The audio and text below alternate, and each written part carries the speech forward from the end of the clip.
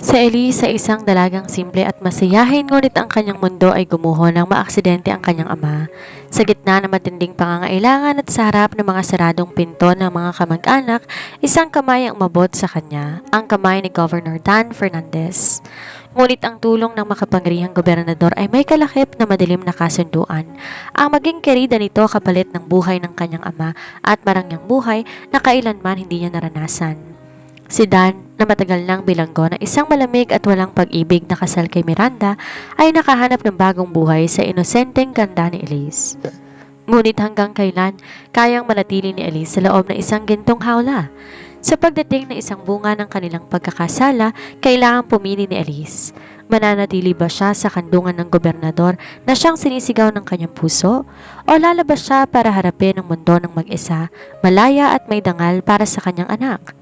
Isang kwento ng pagsasakripisyo, pagtataksil at ang matapang na paghahanap sa sarili sa gitna ng mapanghusgang mundo. Sa mundong ito may mga desisyong tila walang tamang sagot. Paano kung ang tanging paraan para iligtas ang buhay ng taong mahal mo ay ang isuko ang sarili mong dangal? Mga kaayasya, isang kwentong puno ng pait, tamis at pagbangon ng ating pagsasama-samahan ngayon.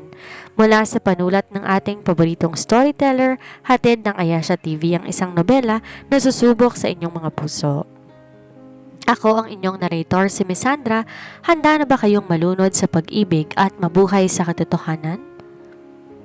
Ang bawat patak ng ulan sa kalawakan ng Laguna ay tila sumasabay sa bigat ng bawat hakbang ni Elise. Basang-basa ang kanyang manipis na blusa, ngunit hindi niya alintana ang lamig. Mas malamig ang katotohanang kanina pa humahagupit sa kanyang pagkatao. Sa loob ng ICU ng isang pampublikong ospital, nakahiga ang kanyang ama, ang tanging pamilyang meron siya. Ang makinang tumutunog ng beep, beep, ang nagsisilbing orasan ng buhay nito. Isang malubhang aksidente sa kalsada ang sumira sa kanilang payapang buhay. Elise, tawag ng doktor na kumuha sa kanya sa gilid. Hindi na tayo pwedeng maghintay. Kailangan maoperahan ang iyong ama sa loob na 24 na oras. Kung hindi, baka hindi na kayanin ng kanyang puso.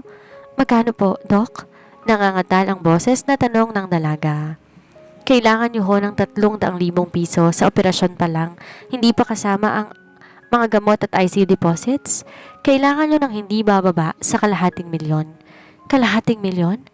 Para sa isang dalagang tulad ni Elise na ang tanging pinagkakakitaan ay ang pagtulong sa pagtitinda sa palengke at pagsusumikap sa maliit nilang taniman, ang halagang yon ay parang bituin sa langit. Nagniningning pero hindi niya maaabot. Sa gitna ng desperasyon, nilunok ni Elise ang kanyang pride. Pinuntahan niya lahat ng kamag-anak na alam niyang may kakayahan. Tita, parang awa niyo na po. Kahit pautang lang po para sa operasyon ni tatay. Pagmamakaawa niya sa kanyang tiya Minda na kilalang may-ari ng ilang paupahang bahay. Ako, Elise, alam mo namang kakatapos ng ayusin ng bubong na paupahan ko. Wala akong cash ngayon. Bakit hindi ka muna lumapit sa iba? Malamig na tugon nito habang abala sa pagbibilang ng benta sa tindahan. Pumunta siya sa kanyang mga ninong, sa mga dating kaibigan ng kanyang ama at kahit sa mga kakilala na pinautang ng kanyang ama noong sila pa ang meron. Pero isa-isa silang nagsara ng pinto. Ang iba hindi siya hinarap, ang iba naman puro dahilan. Pasensya na, Elise, mahirap ang buhay ngayon. Napaupo si Elise sa gilid ng kalsada sa tapat ng Kapitolyo. Ang luha niya humalo na sa ulan.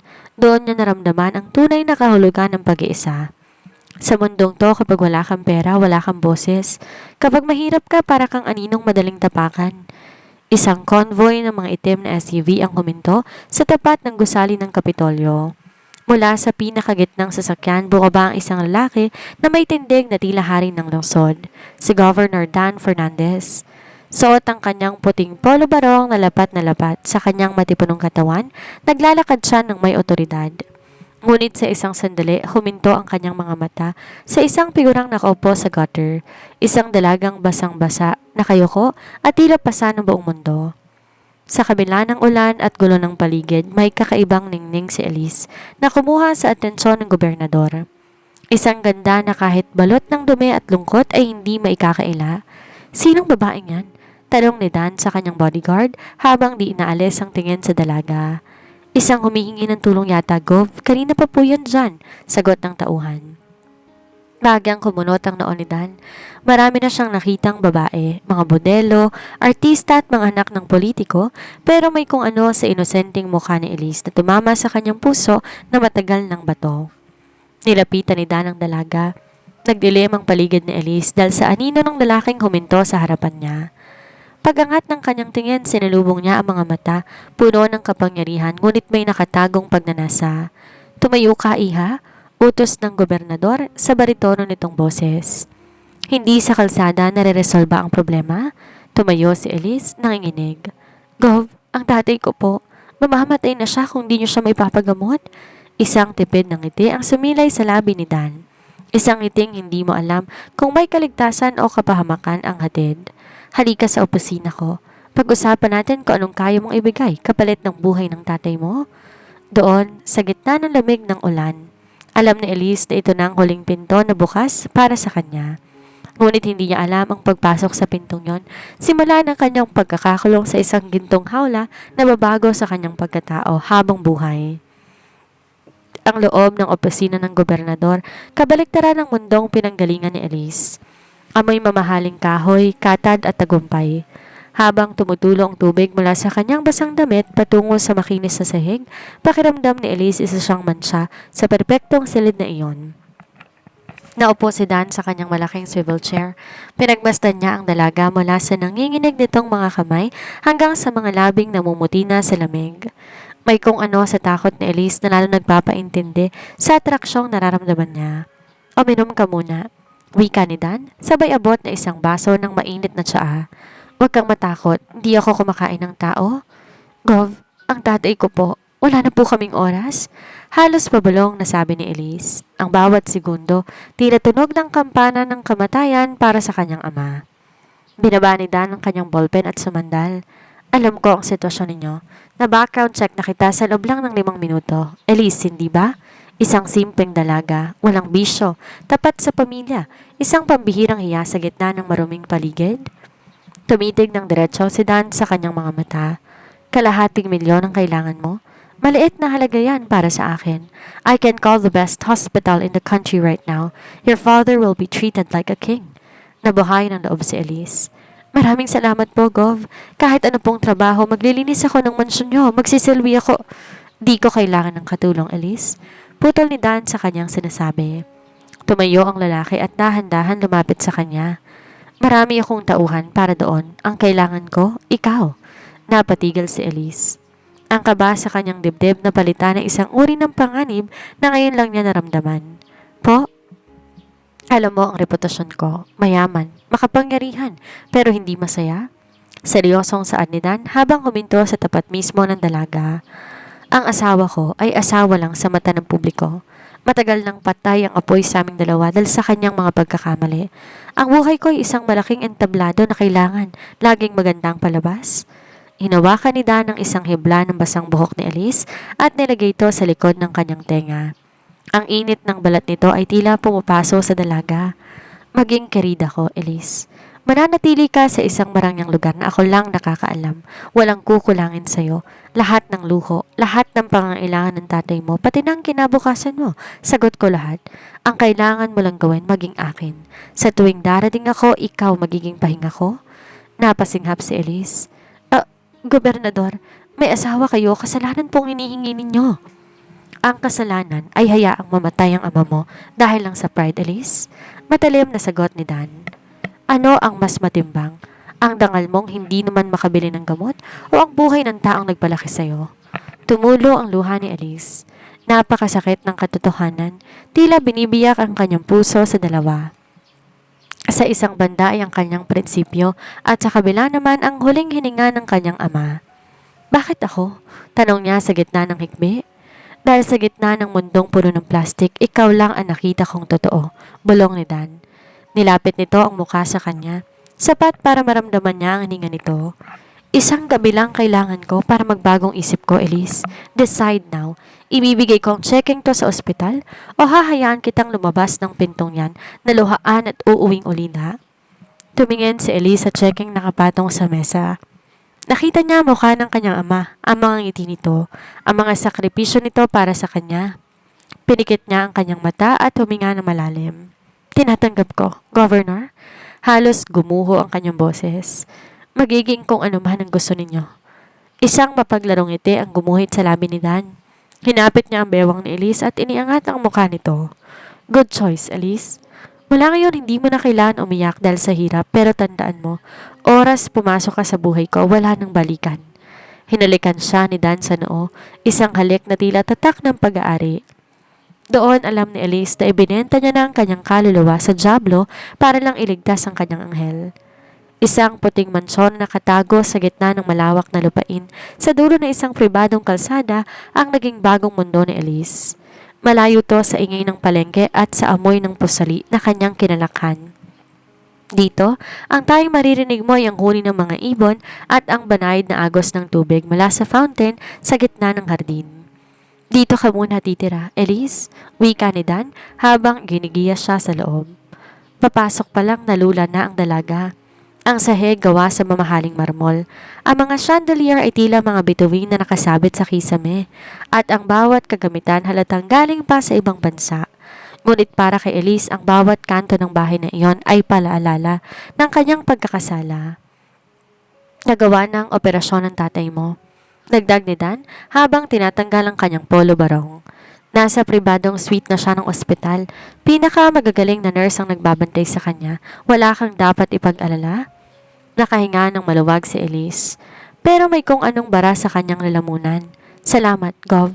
Pwede ko ba siyang bisitahin? Huminto si Dan at tumingin sa kanya. Lumapit to, tinawakan ang kanyang mga balikat. Salamat. Sa tamang panahon. Sa ngayon, kailangan mong mag-adjust dito. Ayoko may makakita sa iyo sa labas na mag-uugnay sa akin. Tandaan mo, Elise, lihim ang ugnayan nating to. Dumating ang mga tauhan ni Dan, mga stylist at modista. Binihisan ni Elise ng mga damit na gawa sa sutla at lace. Inayusan ang kanyang buhok at nilagyan ng kaunting kolorete ang kanyang mukha.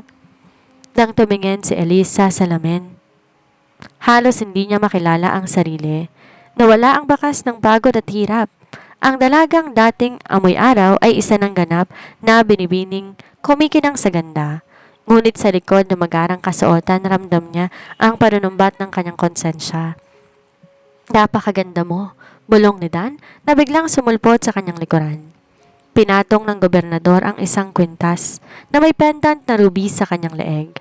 Bagay na bagay sa iyong pula. Nag-aapoy ang iyong ganda. Napayoko si Elise. Para ako nakasuot ng costume, Gov. Hindi ako to. Ito na ang bagong ikaw, Elise. Ang babaeng hindi na kailanman magugutom. Ang babaeng protektado ng pinakamakapangyarihang tao sa probinsyang ito. Sumapit ang gabi at ang katahimikan ng manson tila naging isang mabigat na kumot para kay Elise. Nakaupo siya sa gilid ng malaking kama sa loob ng master's bedroom. Maya-maya pa, pumasok si Dan na nakasuot lamang ng silk robe. Umiwas ng tingin si Elise. Ang puso niya naghahabulan sa kaba. Huwag kang manginig. Mahinahon ngunit seryosong sabi ni Dan. Naupo to sa tabi niya, hinawakan ang kanyang kamay. Alam ko natatakot ka, pero kailangan mong masanay. Binigay ko ang hiling mo, Elise. Oras na para ibigay mo sa akin. Dahan-dahang inihiga ni Dan ang dalaga. Sa ilalim ng malalambot na unan at mamahaling kumot, naramdaman ni Elise ang bigat ng desisyon na kanyang ginawa. Sa bawat halik ni Dan, pilit niyang pinipikit ang kanyang mga mata. Iniisip ang kanyang amang nagpapagaling sa ospital. Patawad, tatay. Patawad? Sambit niya sa kanyang isipan habang tumutulong isang butil ng luha sa kanyang pisngi. Nang gabing yon, namatay ang inosenteng si Elise. At sa kanyang pagising kinabukasan, alam niya, wala na siyang babalikan. Siya ng lihim na kandungan ng gobernador, isang ibon sa loob ng gintong hawla na kahit may pakpak ay hindi na maaaring lumipad palayo. Lumipas ang ilang linggo sa loob ng mansyon. Para kay Elise, ang bawat araw ay tila isang paulit-ulit na panaginip. Gigising siya sa malambot na kama, pagsisilbihan ng mga katulong at maghihintay sa pagdating ng sasakyan ng gobernador. Ngunit sa kabila ng luho, unti-unti, nakikita ni Elise ang ibang mukha ni Dan Fernandez. Sa labas siya ang matapang at walang kinatatakutang opisyal, ngunit sa loob ng mga 4 na sulok ng silid na iyon, tila isa siyang taong uhaw sa kalinga, isang lalaking pagod sa pagpapanggap. Isang gabi dumating si Dan na mas maaga kaysa inaasahan. Baka sa kanyang mukha ang matinding pagod. Di siya dumiretso sa pagkainan sa halip, naupo siya sa balkonahe habang nakatanaw sa malawak na hardin. Nilapitan siya ni Elise dalang isang baso ng tubig. Mukhang marami kayong iniisip ngayon, Gov. Tiningnan siya ni Dan. Sa unang pagkakataon, walang pagnanasa sa kanyang mga mata, kundi purong pagod. Ang politika parang laro ng ahas, Elise. Kahit ang mga taong akala mo'y kakampi mo, may hawak na patalim sa likod nila. Hinubad ni Dan ang kanyang korbata at tinapon to sa sahig. Sa hindi maipaliwanag na udyok, lumapit si Elise at dahan-dahan hinilot ang balikat ng lalaki. Naramdaman niya ang paninigas ng mga kalamnan nito. Minsan ang kapangyarihan, mas mabigat pa kaysa kahirapan, bulong ni Elise. Hinawakan ni Dan ang kamay ni Elise, ang unang haplos na hindi dikta ng laman, kundi ng emosyon. Hinila niya ang dalaga papunta sa kanyang kandungan. Bakit napakakalma mo? Tanong ni Dan habang sinusubsob ang kanyang muka sa leeg ni Elise. Sa labas, lahat ng tao ay may hinihingi sa akin pero ikaw, kahit nakuha mo ng gusto para sa tatay mo, nanatili kang tahimik? Dahil alam ko pong lugar ko, Gov, sagot ni Elise, bagaman mabilis ang tibok ng kanyang puso. Habang tumatagal, nagiging mas possessive si Dan. Isang araw, habang kumakain sila ng hapunan, nakatanggap ng balita si Dan mula sa kanyang tauhan. Gov, may isang lalaking nagtatanong-tanong sa dati nilang tirahan. Isang nagangalang Junjun, mukhang kababata ni Elise, ulat ng bodyguard. Biglang tumalim ang tingin ni Dan. Binaba niyang kanyang kubyertos na lumikha ng matunog na kalansing. Tumingin siya diretso kay Elise na biglang namutla. Sino si Junjun? Malamig na tanong ni Dan. Kababata ko lang po yun, Gov. Matagal na kaming magkakilala. Siguro nag-aalala siya dahil bigla kaming nawala ni tatay. Paliwanag ni Elise. Tumayo si Dan at lumapit sa kanya. Hinawakan niya magkabilang braso ng dalaga. Hindi masakit pero sapat para maramdaman ang otoridad nito. Makinig ka sa akin, Elise. Wala nang dapat maghanap sa'yo. Patay na ang dating Elise sa labas ng gate na to. Akin ka na ngayon. At ayokong marinig na may ibang lalaking magbabanggit sa pangalan mo. Pero Gov, wala naman kaming masamang ginagawa. Wala akong pakialam. Bulyaw ni Dan, dahilan para mapatalon si Elise sa gulat. Lahat ng meron ka ngayon sa akin galing. Ang buhay ng tatay mo nasa mga kamay ko. Huwag mo kong susubukan, Elise. Doon naramdaman ni Elise ang panganib na kanyang kinasadlakan. Ang pagmamahal o paghanga na nagsisimulang sumibol sa kanyang puso agad nahaluan ng takot. Si Dan Fernandez ay isang gobernador at sa mundong to ang gusto niyang laging nasusunod. Lingid sa kaalaman ni Dan, hindi lang ang kababata ni Elise ang nagmamasid. Sa kabila ng pag-iingat, ang asawa ni Dan, si Senyora Miranda Fernandez, ay nagsisimula ng makatunog sa madalas na pagkawala ng kanyang asawa. Isang hapon, habang naglalakad si Elizardi, napansin niya isang sasakyan na nakatigil sa labas ng gate. Hindi ito ang sasakyan ni Dan. Isang babaeng nakasuot ng malaking sunglasses ang nakadungaw mula sa loob. Isang matalim na tingin ang pinukol ng babae kay Elise bago mabilis pinarurot ang sasakyan palayo. Nanginig ang buong katawan ni Elise. Alam niyang di na magtatagal ang kanyang katahimikan. Ang bagyong kinatatakutan niya unti-unti nang namumuo sa abot tanaw. Ang hapon na yon ay balot na nakabibinging katahimikan sa loob ng mansyon. Wala si Dan dahil may dinaluhang pagtitipon sa Kapitolyo. Habang nagbabasa ng libro si Elise sa sala, biglang bumasag ang tunog ng mabilis na pagpreno ng sasakyan sa labas. Hindi pa nakakatayo si Elise, bumukas na ng marahas ang pintuan. Pumasok ang isang babaeng bawat hakbang naglalabas ng otoridad at galit, si Senyora Miranda Fernandez. Napatayo si Elise. Sino po sila? Bagaman alam na ng kanyang puso ang sagot. Tiningnan siya ni Miranda mula ulo hanggang paa. Isang mapait na ngiti ang gumuhit sa mga labi ng ginang. So, ikaw palang bagong laruan ni Dan. Akala ko naman kung anong espesyal. Isang batang hamog lang palang binihisa ng mamahaling tela. Hindi po ako laruan. Matapang na tago ni Elise, pinipilit na wag manginig ang boses. Huwag mo kong sasagutin, bata. Sigaw ni Miranda sabay lapit sa kanya. Tinaas nito ang kamay para sampalin ng dalaga, ngunit sa gulat ng senyora, mabilis na nasalo ni Elise ang kanyang kamay. Nanlaki ang mga mata ni Miranda. Abat, mapangas ka? Alam mo ba kung sinong kinakalaban mo? Tinitigan siya ni Elise ng diretso sa mga mata. Alam ko po kung sino kayo, senyora. Kayo ang legal na asawa pero alam nyo rin kung bakit ako nandito? Dahil sa bahay nyo hindi na mahanap ni Governor ang katahimikang kailangan niya. Isang malutong na tawa ang pinakawala ni Miranda. Katahimikan? O baka kamo katawan? Huwag kang magmalinis, Elise. Binili ka lang niya. Isang transaksyon ka lang na kapag nalaos, itatapon din sa basura. Maaaring ang binili niyang oras ko pero hindi ang pagkatao ko. Sagot ni Elise habang dahan-dahang binibitawan ang kamay ng senyora. At kung basura man ang tingin niyo sa akin, mas masama ang amoy ng taong pilit kumakapit sa isang relasyong matagal ng bulok. Namula sa galit si Miranda. Magbabayad ka rito. Akala mo ba protektado ka ni Dan habang buhay? Kapag nalaman ng publiko ang tungkol sa'yo, sisiguraduhin ko sa kangkungan ng bagsak mo. Sa gitna ng mainit na pagtatalo, pumasok si Dan. Nanigas siya na makitang kanyang asawa sa loob ng lihim na mansyon. Agad siyang lumapit at humarang sa pagitan ng dalawang babae. Miranda, anong ginagawa mo rito? Bulyaw ni Dan. Bakit, Dan? Natatakot ka ba na makita ko ang investment mo? Sarkasikong sagot ni Miranda. Ang lakas ng loob ng babaeng to na sagot-sagutin ako. Palayasin mo na yan ngayon din. Tumingin si Dan kay Elise na nakatayo lang ng tuwid. Walang bakas ng pagsisisi sa kanyang mga mata. Pagkatapos tumingon siya kay Miranda. Umuwi ka na, Miranda. Mag-uusap tayo sa bahay, hindi dito. Malamig na utos ni Dan. Pinoprotektahan mo siya? Pinoprotektahan ko ang sarili ko sa iskandalong ginagawa mo. Lumabas ka na bago ko pa makalimutang asawa kita. Padabog na lumabas si Miranda. Ngunit bago siya tuluyang umalis, muli siyang lumingon kay Elise. Hindi pa tayo tapos, querida. Sisiguraduhin ko pagsisisihan mo ang araw na nakilala mo si Dan Fernandez. Nang makaalis si Miranda, binalingan ni Dan si Elise.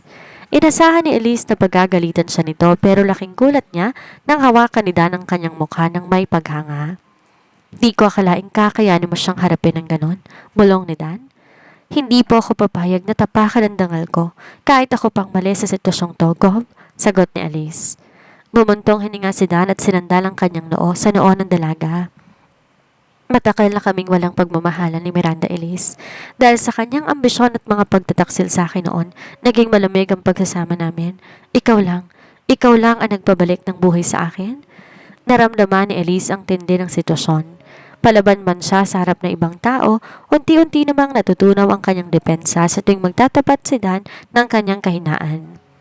Sa kabanatang to, napatunay ni Elise na hindi siya basta-basta kerida na iiyak sa sulok. Siya ay palaban at handa niyang harapin ang anumang bagyo, kahit ang bagyong yon ay ang mismong asawa ng lalaking sinisigaw ng kanyang puso. Matapos ang madulang pagbisita ni Miranda, tila nabalot ng kakaibang bigat ang mansyon.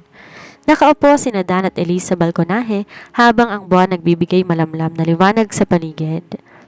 Ang baso ng wine sa kamay ni Dan ay nanginginig ng bahagya, isang bihirang senyales ng kahinaan mula sa isang makapangyarihang tao. Akala ng marami napakaswerte ko dahil asawa ko ang anak ng isang dating senador, panimula ni Dan. Ang kanyang boses ay puno ng pait. Pero ang totoo, Elise, ang kasal namin ni Miranda ay isang kasunduang politikal lang, isang business transaction. Tumingin si Elise sa kanya, tahimik na nakikinig. Noong mga unang taon namin, sinubukan kong maging mabuting asawa pero si Miranda, mas mahal niya ang kapangyarihan kaysa sa akin. Alam mo ba kung bakit wala kaming anak? Mapait nang umiti si Dan. Dahil ayaw niyang masirang kanyang katawan at mas masakit, nalaman kong may iba siyang lalaki noon, isang diplomat, para lang masiguradong mananatili ang impluensya ng pamilya nila sa bansa. Napasinghap si Elise. Kaya po ba, gano'n na lang kalamig ang pakikitungo niyo sa kanya? Matagal nang patay ang puso ko, Elise. Namuhay ako bilang isang robot sa loob ng maraming taon hanggang sa makita kita sa ulanong araw na yon. Pag-amin ni Dan habang hinahawakan ang kamay ng dalaga. Nakita ko sa iyong isang bagay na wala kaming dalawa ni Miranda, ang pagiging totoo, ang pagmamahal handang magsakripisyo. Sa mga sumunod na araw, naging mas malapit ang dalawa. Hindi lang to tungkol sa gabi ng pagsasama, kundi tungkol sa mga usapang umaabot hanggang sa madaling araw. Pero sa bawat tawa at kwentuhan, may isang boses sa isip ni Elise na nagtatanong, hanggang kailan? Isang hapon habang wala si Dan, nagpa siya sa Elise na ayusin ang mga lumang gamit niya na dinala mula sa kanilang dating barong-barong. Nakita niyang isang lumang litrato nila ng kanyang ama. Sariwa pa ang alaala ng isang simpleng buhay, mahirap man pero malaya at walang itinatago. Sino na ba ako ngayon? Tanong niya sa sarili habang nakatingin sa kanyang refleksyon sa salamin. Suot ay isang serye ng mamahaling alahas. Di na siyang Elise na nagtitinda sa palengke. Siya ng babaeng kinamumuhian ng lipunan. Ngunit sa tuwing maiisip niya ang maayos na lagay ng kanyang ama sa ospital, pinipilit niyang lunukin ang kanyang pagsisisi. Ang mapanganib na paanyaya. Habang naglalakad sa hardin isang mensahe, ang palihim na iniabot na isa sa mga hardinero, isang taong mukhang binayaran ng kusino sa labas. Mag-ingat ka, hindi lang asawa ni Governor ang kalaban mo. Ang mga kaaway niya sa politika ay nagsisimula na ring magmanman sa kinaroroonan mo.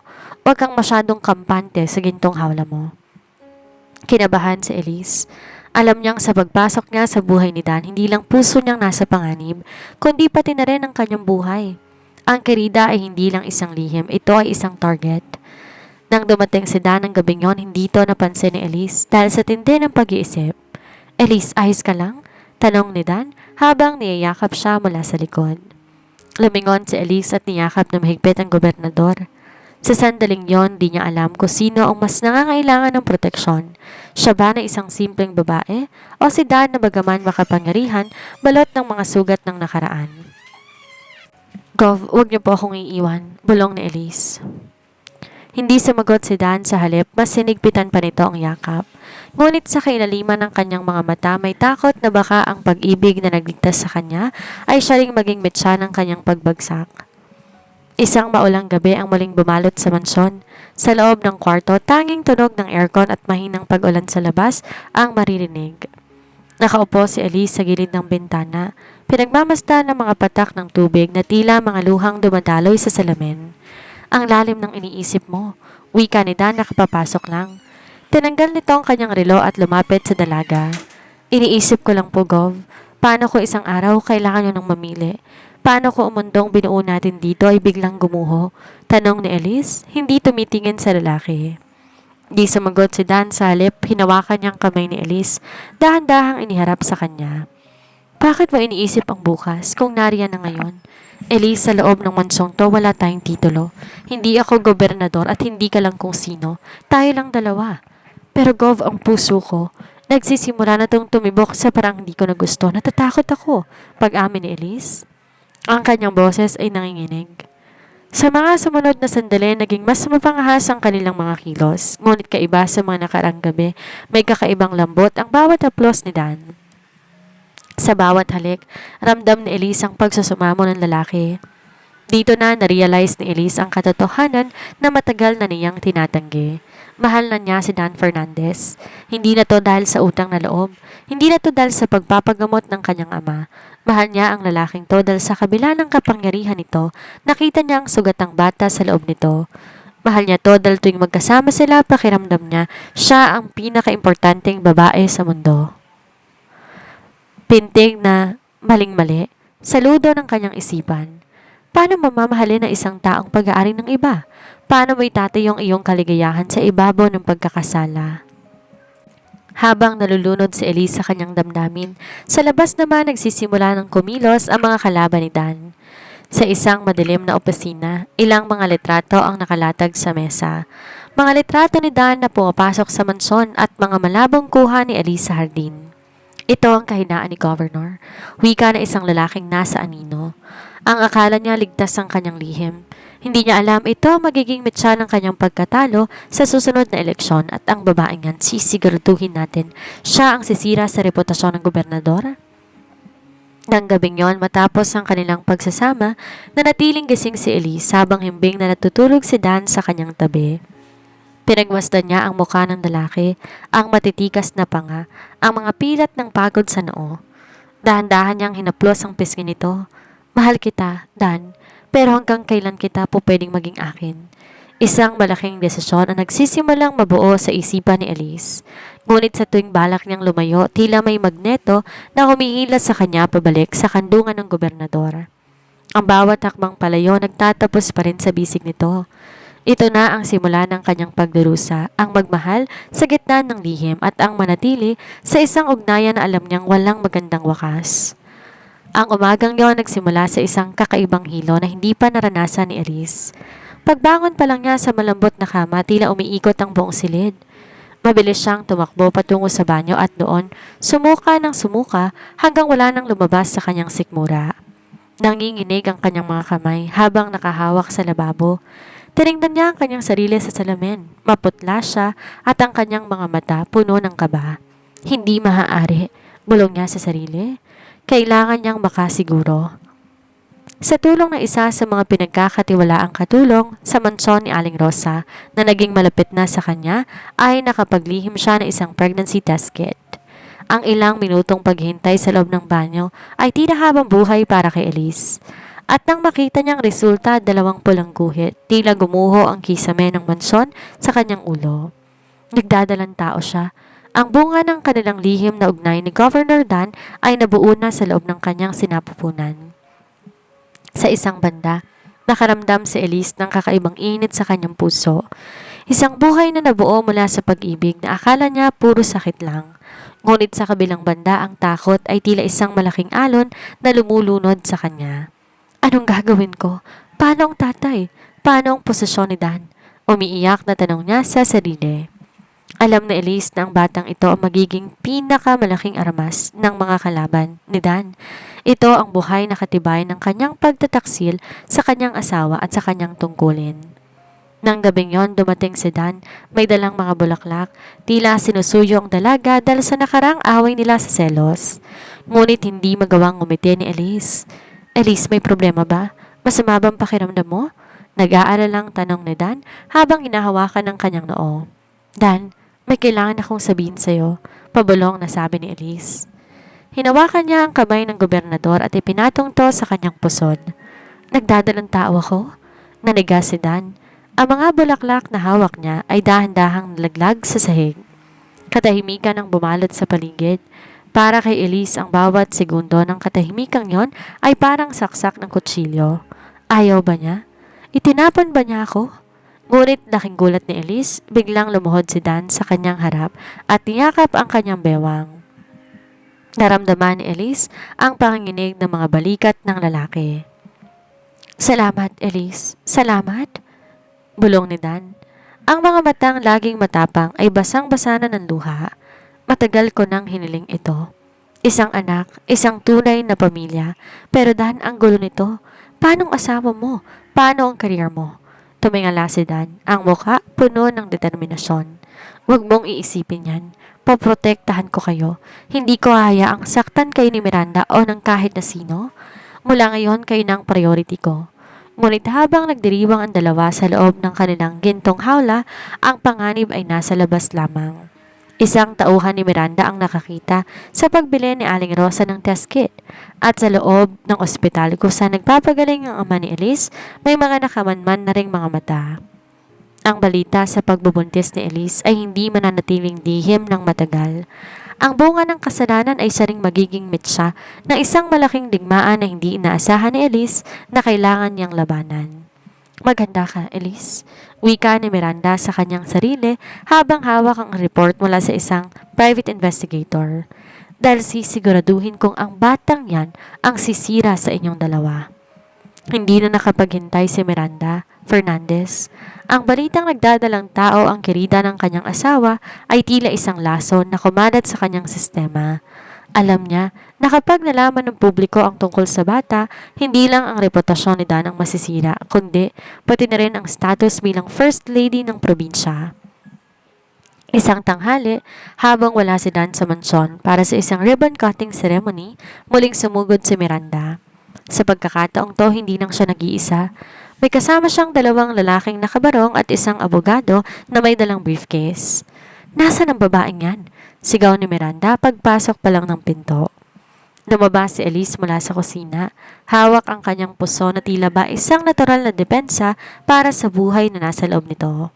Narito ako, senyora, at hindi nyo kailangan sumigaw. Naupo si Miranda sa sofa ng may katarayan at tinurong isang envelope na nilapag sa kanyang abogado sa mesa. Ayoko na madugong usapan, Elise. Alam ko ang kondisyon mo. Diretsahang sabi ni Miranda. Nandito ang 10 milyong piso. Sapat na yan para dalhin mong tatay mo sa ibang bansa, magpagamot at mamuhay ng marangya habang buhay? Tiningnan ni Elise ang envelope. Anong kapalit, senyora? Iwan mo si Dan, ngayon din. At ang batang yan? Huminto si Miranda at tumingin ng matalim sa tiyan ni Elise. Ipalaglag mo. Hindi po pwedeng mabuhay ang isang basura na magdadala ng pangalan ng mga Fernandez. Hindi ako papayag ng isang anak sa labas ang magmamana ng kahit anong meron si Dan. Nanlamig ang buong katawan ni Elise pero hindi dahil sa takot kundi dahil sa matinding galit. Dahan-dahan siyang lumapit sa mesa at kinuha ang envelope. 10 milyon? Tanong ni Elise. Sapat na yan para sa isang tulad mong galing sa putikan, panguayam ni Miranda. Bigla, kinuha ni Elise ang baso ng tubig sa mesa at ibinuhos to sa loob ng envelope na puno ng pera. Pagkatapos, tinapon niya to sa harap ni Miranda. Ang tingin niyo ba sa lahat ng bagay may presyo? Ang tingin niyo ba sa anak ko isang pagkakamali na pwedeng burahin ng pera ninyo? Mariing sabi ni Elise. Maaaring mahirap ako, senyora. Maaaring sa paningin niyo, kerida lang ako, pero hindi ako mamamatay tao. At hindi ko ipagpapalit ang anak ko sa maruming pera ninyo. Mariing sabi ni Elise.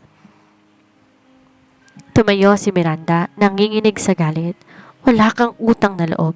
Niligtas ni Dan ang tatay mo. Oo, niligtas niya ang tatay ko at habang buhay akong tatanong ng utang na loob sa kanya. Pero hindi ko utang sa inyong buhay ng anak ko, sagot ni Elise. Bakit hindi niyo tanungin ang sarili niyo, senyora? Bakit sa akin naghanap ng pagmamahal si Dan? Dahil ba sa loob ng bahay niyo mas mahalaga ang pera at kapangyarihan kaysa sa kanya? Mapangahas ka? Susunggaban sana ni Miranda si Elise pero mabilis sumarang ang mga katulong sa mansyon sa pangunguna ni Aling Rosa. Tama na po, senyora. Baka mapano ang bata? Pagtatanggol ni Aling Rosa. Magbabayad kayong lahat. Sigaw ni Miranda habang hinihila palabas ang kanyang mga tauhan. Elise, tandaan mo to. Hindi magiging legal ang batang yan. Magiging mantsa lang siya sa buhay ni Dan at sisiguraduhin ko sa kalsada kayo pupulutin. Nang makaalis si Miranda, bumigay ang mga tuhod ni Elise. Napaupo siya sa sahig at tumahagulhol. Doon siya ay nabutan ni Dan na kakauwi lang mula sa trabaho. Elise, ano nangyari? Nag-aalalang tanong ni Dan habang binubuhat ang dalaga. Dan, ayoko na. Hikbi ni Elise. Maling-mali na to. Ang anak natin tinawag siyang basura. Ayokong lumaki siya sa mundong punong-puno ng galit at pagtatago. Dan, pakawalan mo na ako para sa bata. Umiling si Dan. Hindi. Gagawa ko ng paraan. Maghihiwalay kami ni Miranda. Pakakasalan kita, Elise. Pangako yan. Ngunit sa likod ng mga pangakong yon, alam ni Elise na mas lalong lumalalim ang hukay na kinasasadlakan nila. Ang pag-ibig na nagligtas sa kanyang ama ay siya na ngayong unti-unting sumisira sa kanyang katahimikan. Ang gabi ay balot ng panganib. Sa loob ng mansyon, nararamdaman ni Elise ang mga mata na nagmamasid. Mga tauhan ni Miranda na handang gumawa ng masama at mga kalaban sa politika ni Dan na naghihintay ng tamang pagkakataon upang ilabas ang balita tungkol sa kanyang pagbubuntis. Habang mahimbing na natutulog si Dan dahil sa pagod mula sa kumpanya, dahan-dahang bumangon si Elise. Pinagmasdan niya ang mukha ng lalaking minahal niya na higit pa sa kanyang buhay. Hinaplos niya ang pisngi nito sa huling pagkakataon. Patawad, Dan? Pabulong niyang sambit habang tumutulo ang luha. Kung mananatili ako rito, magiging mantsa lang kami ng anak mo sa iyong pangalan. Sisirain namin ang pangarap mo at di ko hayaang lumaki ang anak ko na tinatawag na basura o bunga ng pagkakasala. Di kinuha ni Elise sa mga mamahaling alahas o ang mga serye ng magagarang damit na binigay ni Dan. Ang tanging dinala niya ay ang lumang backpack na suot niya nung unang araw siyang pumasok sa mansyon, ilang pirasong damit at ang kanyang lumang cellphone. Iniwan niya ang isang sulat sa ibabaw ng side table, isang sulat na basang-basa ng kanyang mga luha. Sa tulong ni Aling Rosa na naawa sa kanyang kalagayan, nagawa niyang makalabas sa likod ng mansyon kung saan walang CCTV at walang gwardya. Sigurado ka ba rito, Elise? Saan ka pupunta? Nag-aalalang tanong ng matanda. Kahit saan, Aling Rosa. Kahit sa lugar na walang nakakaalam kung sino ko. Kailangan kong protektahan ng anak ko. Mas mabuting lumaki kaming mahirap pero malayo kaysa marangya pero nakakulong sa puot ng ibang tao. Sumakay si Elise sa isang lumang tricycle na naghihintay sa labas ng subdivision. Habang papalayo ang sasakyan, lumingon siya sa puting mansyon na naging gintong hawla niya sa loob ng ilang buwan. Doon niya naranasan ang pinakamatinding luho, pero doon din niya naramdaman ang pinakamabigat na lungkot. Nagpunta siya sa ospital sa tulong ng perang lihim niyang naipon mula sa mga allowance na binibigay ni Dan. Pera na di galing sa 10 milyong alok ni Miranda, nilabas niya ang kanyang ama. Sa tulong ng isang kaibigan, dinala niya ang kanyang ama sa isang malayo at liblib na probinsya kung saan walang makakakilala sa kanila. Kinaumagahan, nagising si Dan na wala ng init ni Elise sa kanyang tabi. Agad siyang kinabahan. Hinanap niya to sa banyo, sa kusina at sa hardin, pero tayong katahimikan ang sumalubong sa kanya. Nang makita niyang sulat sa tabi ng kama, mabilis niya tong binasa. Dan, mahal kita. Pero ang pag-ibig nating to ay parang isang apoy na unti-unting tumutupok sa atin. Ayoko maging dahilan ng iyong pagbagsak. Ayoko ang anak natin na maging kabayaran ng iyong kapangyarihan. Huwag mo na kaming hanapin. Hayaan mo kaming mabuhay ng tahimik. Maraming salamat sa pagliligtas mo kay tatay. Binabalik ko na sa iyo ang buhay mo. Ibalik mo na rin sa akin ang kalayaan ko. Galit na isinuntok ni Dan ang kanyang kamay sa pader. Hindi! Elise! Sigaw niya na umalingaw-ngaw sa buong mansyon. Agad niyang tinawagan lahat ng kanyang tauhan. Hanapin niyo siya. Kahit sa sulok ng Pilipinas, hanapin niyo si Elise. Huwag kayong babalik hanggat di niyo siya kasama. Ngunit huli na ang lahat. Si Elise wala na sa radar.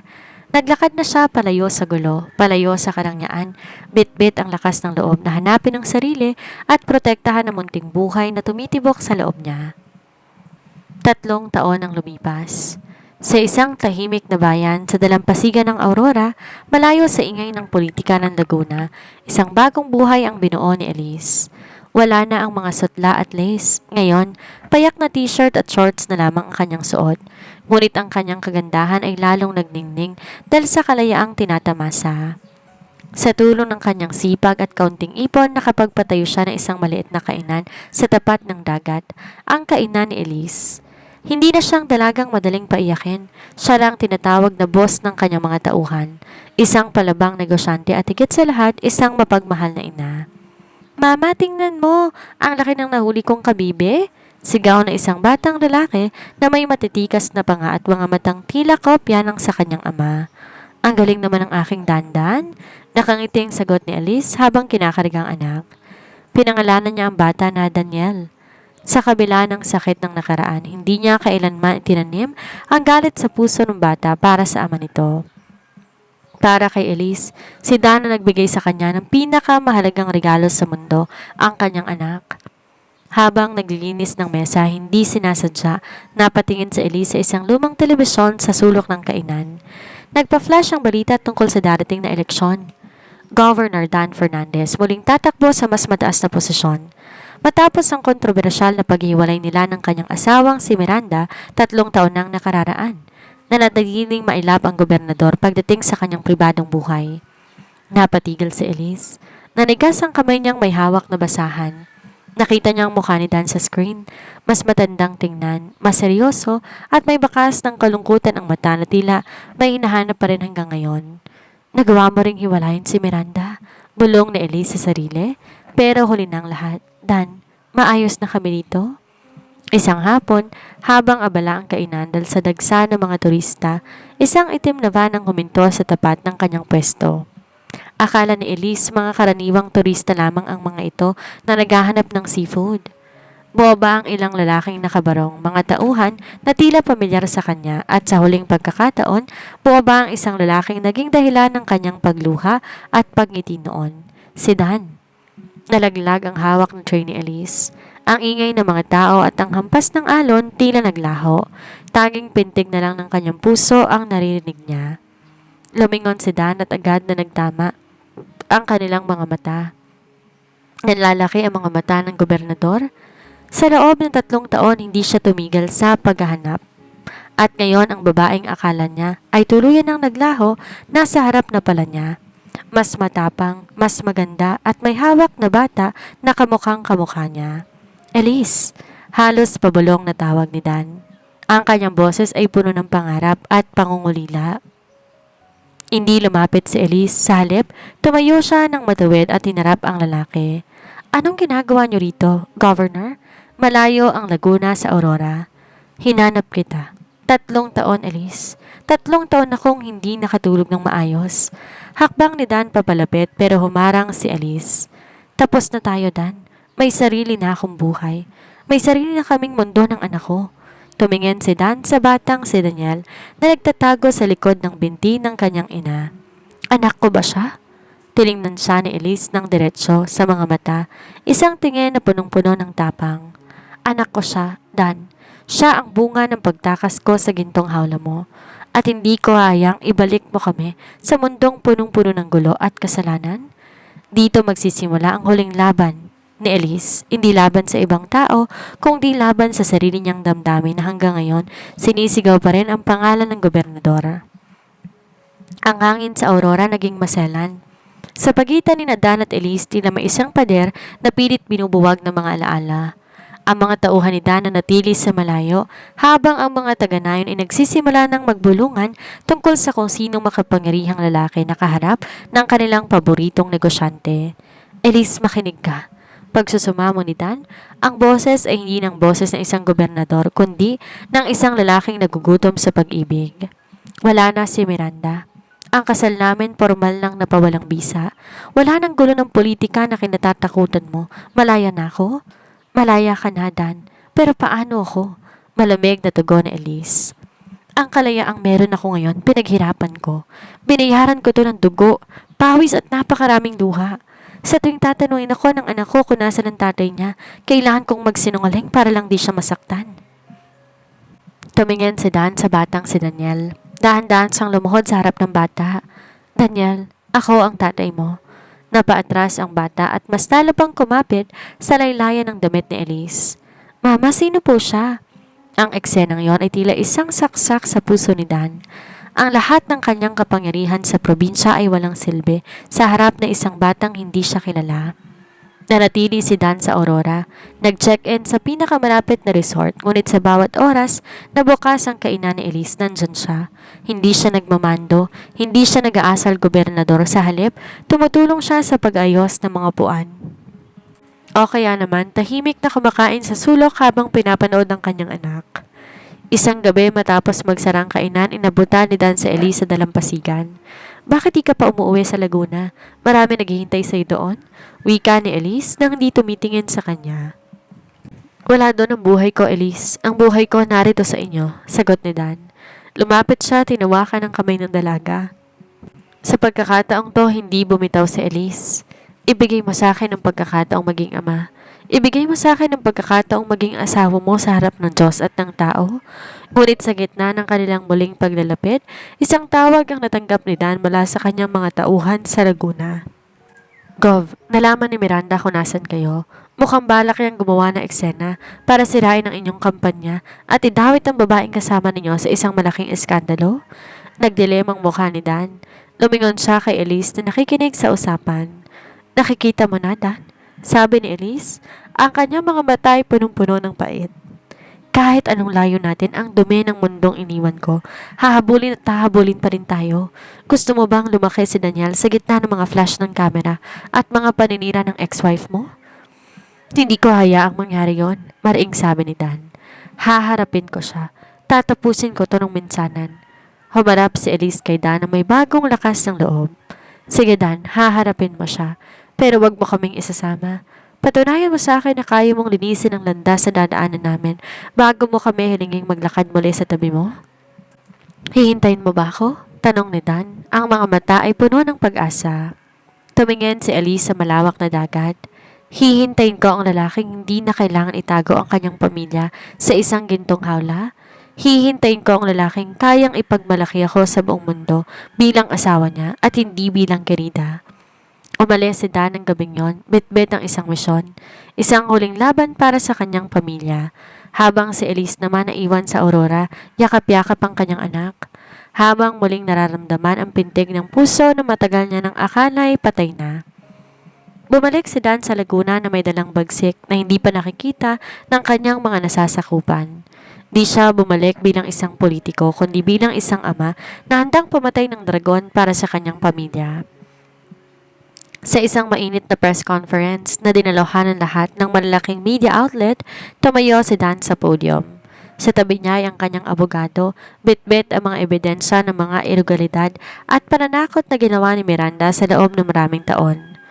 Matagal akong nanahimik para protekta ng isang pangalan. Panimula ni Dan, ang boses ay matatag at umaalingaw. Pero ngayong araw tinatalikuran ko ng pagpapanggap. Nagkamali ako. Nagtaksil ako sa aking sinumpaang kasal, ngunit higit sa lahat, nagtaksil ako sa babaeng nagturo sa akin kung paano maling magmahal. Ang anak ko hindi man siya, siyang aking buhay. Nilantad ni Dan lahat ng maruming alok ni Miranda kay Alice, ang pananakot nito at ang kanyang formal na pagbibitiw sa kanyang posisyon bilang gobernador. Binibigay ko ang aking resignation, hindi dahil sa takot, kundi dahil mas pipiliin kong maging isang mabuting ama kaysa maging isang makapangyarihang pinuno na namumuhay sa kasinungalingan. Lumipas ang isang buwan, tahimik ang buhay ni Alice sa Aurora. Ang kanyang kainan na natiling masigla, ngunit ang kanyang puso tila nakabitin sa hangin. Walang tawag, walang text, walang balita mula kay Dan simula nang kumalat ang balita ng kanyang pagbibitiw. Isang hapon, habang naglalaro si Daniel sa buhanginan, isang simpleng puting pick-up ang huminto sa tapat ng kainan. Walang convoy, walang bodyguard, walang polo barong. Buwaba ang isang lalaking nakatsinelas lang, maong nakupas at simpleng puting t-shirt. Bitbit niya ang isang gitara at isang bungkos sa mga bulaklak na pinitas lang sa tabi ng daan. Dan, bulong na Elise. Ang kanyang mga matay nagsisimulang mangilid ng luha. Lumapit si Dan at lumuhod sa buhanginan, hindi sa harap ng media kundi sa harap ni Elise at Daniel. Wala ng gobernador, Elise, nakangiting sabi ni Dan, bagaman may luha sa kanyang mga mata. Narito na lang ang lalaking handang maghugas ng mga plato sa kainan mo, ang lalaking handang magturo sa anak mo kung paano mangisda, at ang lalaking nais kang pakasalan sa harap ng lahat ng tao dito sa Aurora. Tumingin si Elise sa kanyang anak na ngayon dahan-dahang lumalapit kay Dan at hinahawakan ang kamay nito. Pagkatapos tumingin siya kay Dan, ang lalaking binitawan ng lahat ng kapangyarihan at kayamanan para lang sa kanila. Hindi ka na babalik sa gulo? Tanong ni Elise. Ang gulo ay nandoon kung nasa ng kasinungalingan, Elise. Narito ang katotohanan ko. Sa piling nyo, malaya ako. Ngumiti si Elise, isang ngiti na aabot sa kanyang mga mata. Ang ngiting matagal nang nawala simula ng gabing maaksidente ang kanyang ama.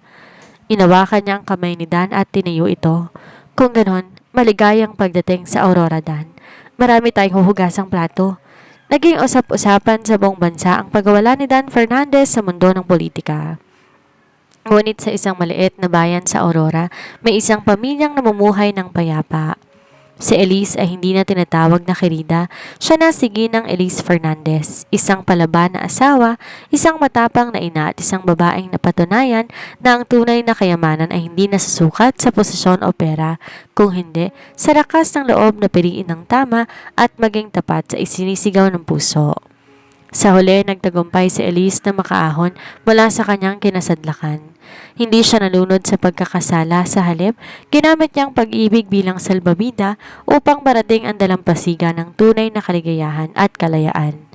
At dito nagtatapos ang makulay na yugto sa buhay nina Elise at Dan. Isang paalala na sa bandang huli, hindi ang yaman o kapangyarihan ang mabibigay sa atin ng tunay na kapayapaan, kundi ang lakas ng loob na piliin ang katotohanan at ang kalayaang maging tapat sa ating sarili. Minsan, kailangan nating iwan ang marangyang hawla para mahanap ang tunay nating tahanan sa piling ng mga taong mahal natin ng walang takot at walang tinatago. Sana ay nagustuhan nyo ang kwentong ito, mga kaayasya. Kung kayo ang nasa kalagayan ni Elise, kakayanan nyo rin bang talikuran ang lahat para sa inyong kalayaan? I-comment nyo ang inyong mga saloobin sa ibaba dahil gusto naming malaman ang inyong mga opinyon. Huwag kalimutang i-like, share at mag-subscribe sa Ayasha TV para laging updated sa ating mga susunod na kwentong kapupulutan ng aral at inspirasyon. Muli, ako ang inyong lingkod at boses sa likod ng bawat pahina, si Miss Sandra. Maraming salamat sa inyong walang sawang pakikinig at pagsuporta sa ating munting channel. Hanggang sa muling kwentuhan, mga kaayasya, paalam.